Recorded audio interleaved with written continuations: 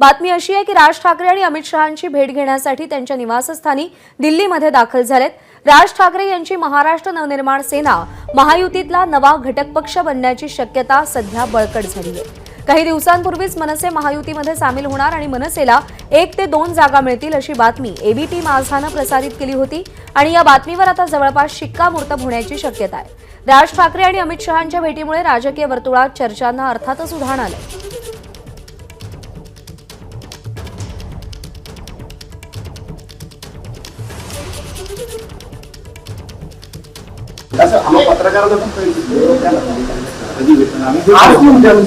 तुम्ही जसं सांगाल तसं नाही आमची विनंती आहे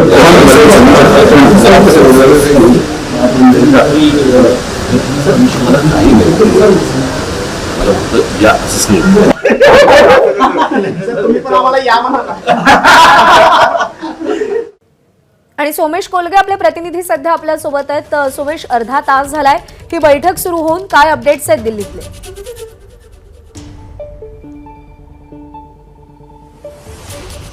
आता अमित शहा यांच्या निवासस्थानी राज ठाकरे आणि त्यांच्यासोबत विनोद तावडे हे दोघे सुद्धा पोहोचलेले आहेत आणि त्यांच्यासोबत बैठक सुरू झालेली आहे। आपल्याला जी माहिती मिळते त्यानुसार जर आज मुख्यमंत्री आणि राज्याचे उपमुख्यमंत्री सुद्धा दिल्लीत आले तर आजच राज ठाकरे आणि महाराष्ट्र नवनिर्माण सेनेच्या एनडीएतील समावेशावर शिक्कामोर्तब होऊ शकतं। आपण पाहू शकतो सध्या की गाड्या पुन्हा एकदा निघालेल्या आहेत। आपण पाहू शकतोय की राज ठाकरे आणि त्यांच्यासोबत असलेल्या गाड्यांचा ताफा हा पुन्हा एकदा निघालाय। अमित शहा यांच्या निवासस्थानाहून राज ठाकरे हे निघालेले आहेत आणि सध्या आपण पाहतोय की ही गाडी अमित ठाकरे राज ठाकरे यांची गाडी आता अमित शहांच्या निवासस्थानावरून निघालेले आहेत। विनोद तावडे मात्र दुसऱ्या गाडीत होते किंवा त्याच गाडीत बसलेले होते, परंतु त्यांच्यासोबत आता अमित शहा यांच्यासोबत बैठक चर्चा झाल्यानंतर राज ठाकरे आणि अमित ठाकरे हे पुन्हा एकदा अमित शहा यांच्या निवासस्थानावरून निघालेले आहेत। प्रज्ञा, आपण या लाईव्ह फ्रेममध्ये व्हिज्युअल्स पाहत होतो की तिन्ही गाड्या आता पुन्हा एकदा अमित शहा यांच्या निवासस्थानावरून निघाल्यात। म्हणजे जी बैठक सुरू झाली होती राज ठाकरेंसोबतची ती संपलेली आहे। आता लवकरच महाराष्ट्र नवनिर्माण सेना ही जर एनडीएचा घटक पक्ष म्हणून समावेश होणार असेल तर त्याविषयीची अधिकृत घोषणा ही आज केली जाईल। राज ठाकरे हे अमित शहा यांना भेटण्यासाठी आले होते कृष्णा मेनन मार्गावर, जिथे अमित शहा यांचं घर आहे त्या ठिकाणी राज ठाकरेंची आणि अमित शहा आणि विनोद तावडेंची भेट झाली। त्यापूर्वी हॉटेलमध्ये सुद्धा विनोद तावडे आणि राज ठाकरेंमध्ये चर्चा झाली होती। त्यानंतर विनोद तावडे राज ठाकरेंना घेऊन अमित शहा यांच्या निवासस्थानी आले कृष्णा मेनन मार्गावर। राज ठाकरेंसोबत त्यांचे दुसरे कोणतेही नेते पदाधिकारी नव्हते, फक्त त्यांचे पुत्र चिरंजीव अमित ठाकरे होते आणि स्वतः राज ठाकरे आणि विनोद तावडे हे 3 जण या ठिकाणी अमित शहांच्या निवासस्थानी आले होते आणि अमित शहा यांच्यासोबत त्यांनी एनडीएतील समावेशाबाबत चर्चा केल्याची आपल्याला माहिती मिळते। याविषयीची अधिकृत घोषणा ही लवकरच आजच्या दिवसभरात किंबहुना जास्तीत जास्त उद्याच्या संध्याकाळपर्यंत आपण अपेक्षा करू शकतो की याविषयीची अधिकृत घोषणा केली जाईल। प्रज्ञा, सोमेश, धन्यवाद दिलेल्या सगळ्या सविस्तर अपडेटसाठी। तर अमित शहा आणि राज ठाकरे यांच्यातली बैठक पूर्ण झालेली आहे। राज ठाकरेंसोबत त्यांचे पुत्र अमित ठाकरे सुद्धा उपस्थित होते, विनोद तावडे या बैठकीमध्ये उपस्थित होते। राज ठाकरे महायुतीतला एनडीएतला आता घटक पक्ष असतील, त्यांची मनसे हा पक्ष हा महायुतीतला एनडीए मधला घटक पक्ष असेल। या बातमीवरती आता जवळपास शिक्कामोर्तब झालेला आहे आणि त्या संदर्भातली घोषणा काही वेळामध्ये होऊ शकते। आधी एक ठाकरे होते परंतु त्यांच्यासोबत युती तुटली आणि आता दुसरे ठाकरे सोबत येत आहेत। किती महत्त्वपूर्ण असेल राज्यातल्या सगळ्या राजकारणात मतांच्या गरजेत? हे बघा, महाराष्ट्राच्या आणि देशाच्या जनतेने हे ठरवलेलं आहे की 45 पेक्षा जास्ती जागा महाराष्ट्रात आणि देशामध्ये 400 पार हे भारतीय जनता पार्टी प्रणित राष्ट्रीय लोकशाही आघाडी करणार आहे। राज ठाकरे यांचा मनसे हा पक्ष महायुतीमध्ये आला, त्याचं निश्चित स्वागत आहे आणि त्याचा फायदा हा आगामी राजकारणामध्ये 100% होईल। संजय राऊत असे म्हणतात की असे कितीही शहांचे मनसुबे असले आमच्या मतांचं विभाजन करण्यासाठी तरी हे मनसुबे महाराष्ट्रातली जनता जे आहेत ते सहन करणार नाही असं त्यांनी म्हटलं। राऊतांना म्हणावं, आधी महाविकास आघाडीचं जागा वाटपाचं बघा, वंचित बरोबर काही जमतंय का बघा। आणि त्याच्यामुळे राऊत हे डोक्यावर पडलेले ग्रहस्थ आहेत, त्यामुळे राऊतांच्या विधानांना कोणीही सिरियसली घेत नाहीये.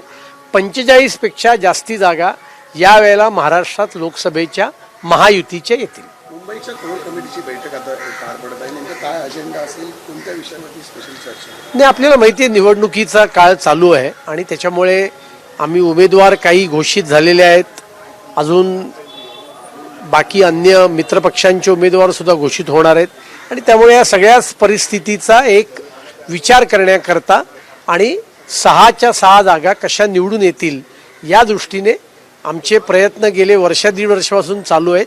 त्यातलाच एक भाग म्हणून आजची मुंबईच्या भारतीय जनता पार्टीच्या कोर कमिटीची मीटिंग आहे. राज ठाकरे तुमच्या सोबत आल्यावर मुंबईत नेमका किती फायदा होईल, कारण की भाजपला एकंदरीत? हे बघा, फायदा संपूर्ण महाराष्ट्रामध्ये होणार आहे. केवळ मुंबईत नाही तर महाराष्ट्रात पूर्णपणे फायदा होणार आहे. आणि मी म्हटल्याप्रमाणे 45 जागा या नक्की निवडून येणार आहेत महायुतीच्या.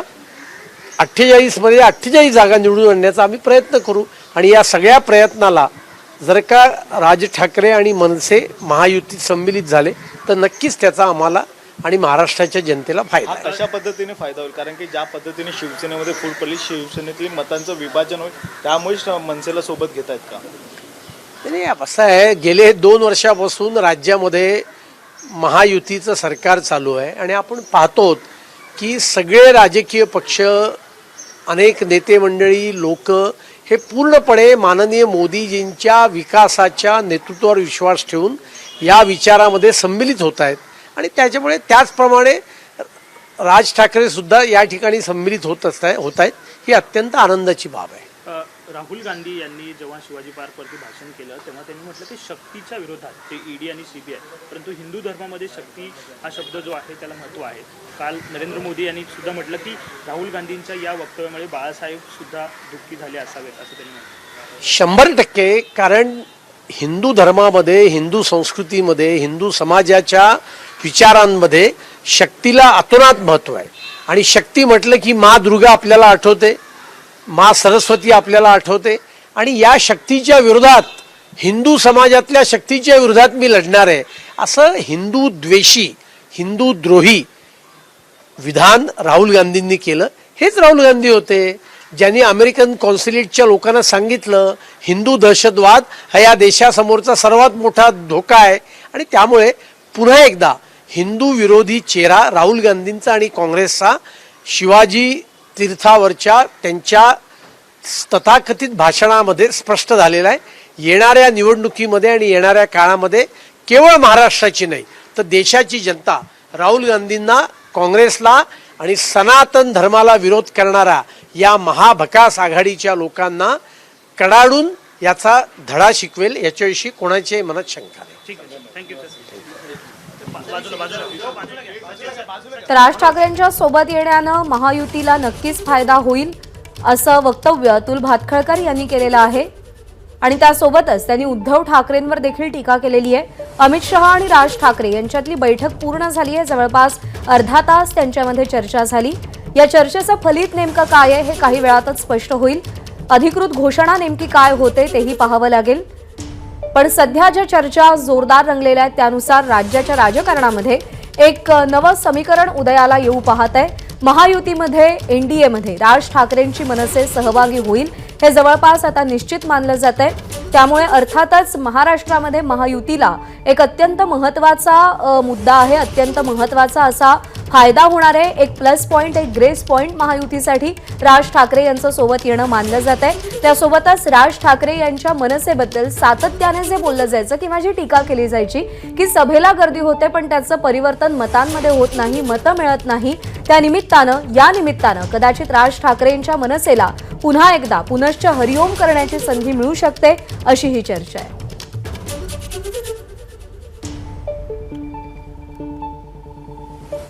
दरम्यान राज ठाकरे जो निर्णय घेतील तो मराठी माणसाच्या, राज्याच्या हिताचा असेल असा दावा मनसेचे नेते संदीप देशपांडे यांनी केलाय.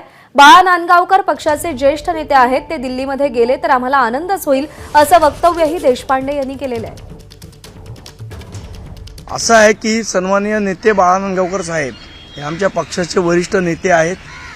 सन्माननीय साहेबांबरोबर ते अनेक वर्ष आहेत आणि सन्माननीय बाळा जर दिल्लीत गेले, खासदार म्हणून गेले, तर आम्हाला महाराष्ट्र सैनिकांना सर्वांना आनंदच होईल. त्यात काही वाईट वाटण्यासारखं गोष्ट नाहीये. एबीपी माझा, उघडा डोळे बघा नीट.